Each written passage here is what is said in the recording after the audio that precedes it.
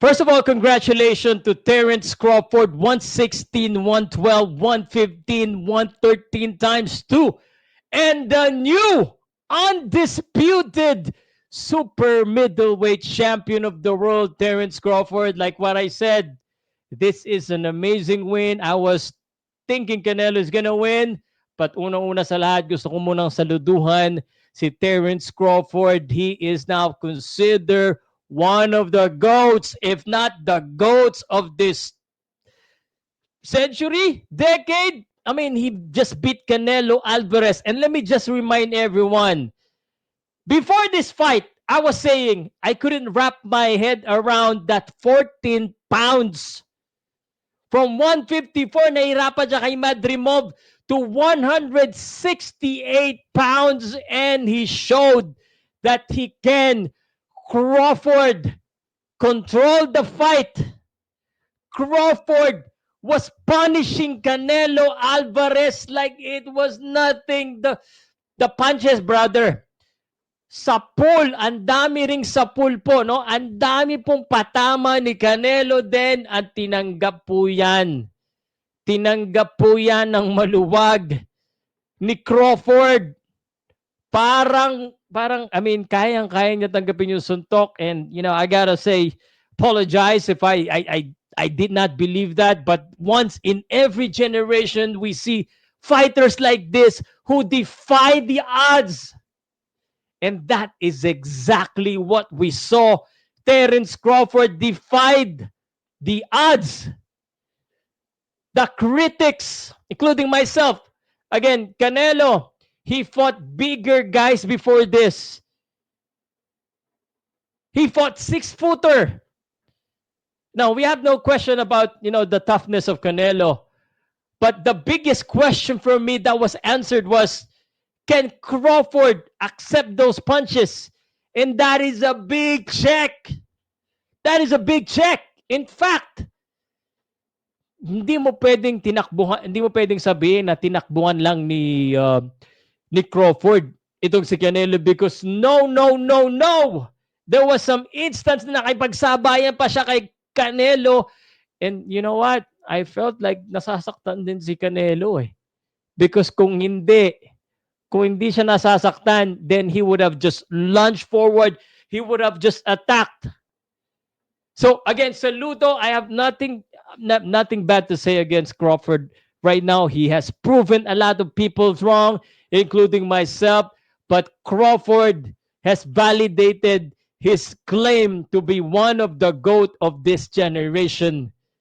Crawford defeated a super middleweight and now a 3-division undisputed world champion. Step aside, Floyd. We got a new GOAT TBE in town. Again, enough of the hype. But let me tell you first, the reason why Crawford won this fight. I mean, look at the odds. The odds was against Terence Crawford, but the reason why Crawford won this fight is Canelo let Crawford dictate the fight. Siya po yung nag-dictate. Pinabayaan niya na sumayaw-sayaw as early itong si Crawford. And if you look at my scorecard, at round number 6, I did not give any rounds to Crawford. I gave all the rounds I did not give any round to Canelo. I gave it all to Crawford. 6-0 ako in the first 6 round. And that was already a telltale sign, because like what I said, the first 3 rounds will be crucial to find out kung kaya tanggapin ni Crawford ang suntok ni Canelo, and he did. Canelo wasted a lot of time in the first round. Binigyan ng confidence si Crawford.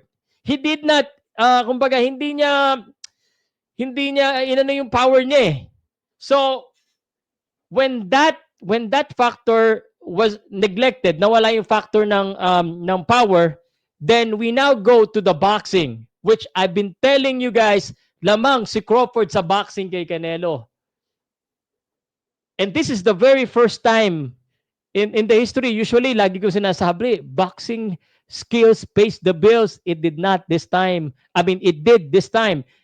Sinaway ko yung aking paniniwala na yon because of the significant weight But I was wrong. Crawford showed us that he has the grit, that he has the stamina, that he has the durability, and he has the will and the right strategy to win this one. Crawford is the best. Crawford, man, oh my goodness. Oh my goodness. I mean, there's really nothing more to say than salute to Crawford. What did you guys think about the fight? Um, there's no question. Actually, yung score medyo dikit pa eh. Ako, the way I scored it was the 117-111. Kasi pag pumipili ako guys ng fighter, nagiging sobrang critical ko sa kanila because I want to make sure na convincing yung panalo. So, what's next for Crawford? He can retire. Who else can he fight? No, but he can retire. He got all the 4 belts. What do you think? He can retire and retire to be the greatest of all time. I mean, not all time. I mean, arguably, guys, arguably, but he can retire right now, and not unless Turkey give him a lot more money.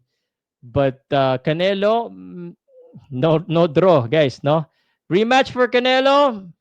Maybe that's still interesting. But Crawford can retire on a very high note, and no one will complain. So Crawford, salute. That's my opinion, and a lot of people were wrong. Congratulations sa mga naniwala kay Crawford.